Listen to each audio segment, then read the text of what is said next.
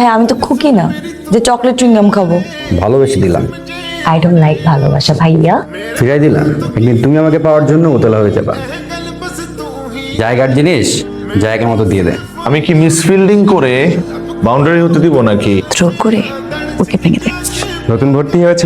জি sir. নাম কি তোমার? Abanti. Behave yourself. Okay sir. আপনি যে আমাকে পাত্তা দিচ্ছেন না, আপনি জানেন আমি কে? আচ্ছা তোমার নাম্বারটা দাও তো। ফোন ইউজ করে কিন্তু আপনাকে নাম্বারটা দেওয়া যাবে না। বুঝতে পেরেছি, আপনি আমাকে যথেষ্ট পেইন দেবেন।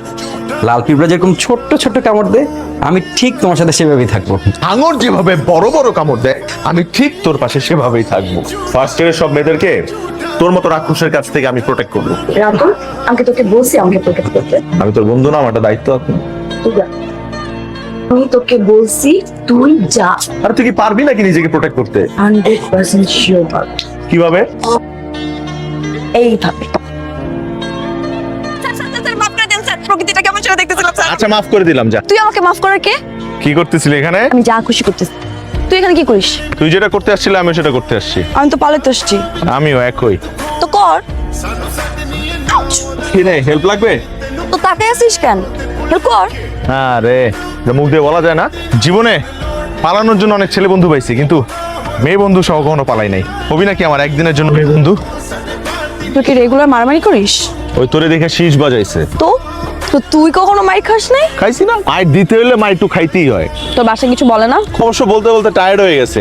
আমার বাপ এখন আমার মারার আগে 10 বার চিন্তা করে, কারণ আমার মারলে হে নিজেই ব্যথা পায়। হাড্ডি শক্ত হয়ে গেছে না, ছোটবেলা থেকেই তো মাইর খাই। কিন্তু তুই এখন থেকে আর মারামারি করবি না।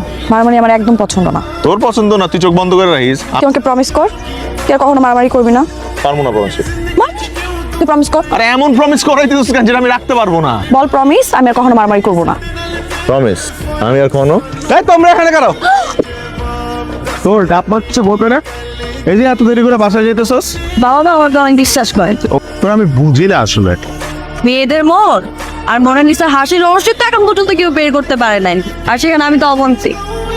চল তোরে বাসায় দিয়ে আসি। একদম না। তোর সীমানা এই যে এই পর্যন্তই।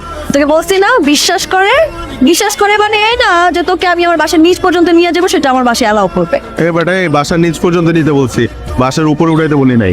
অবন্তী আমার দৃষ্টিসীমার বাইরে না যাওয়া পর্যন্ত আমি এভাবেই মুগ্ধ হয়ে তাকিয়ে রইলাম।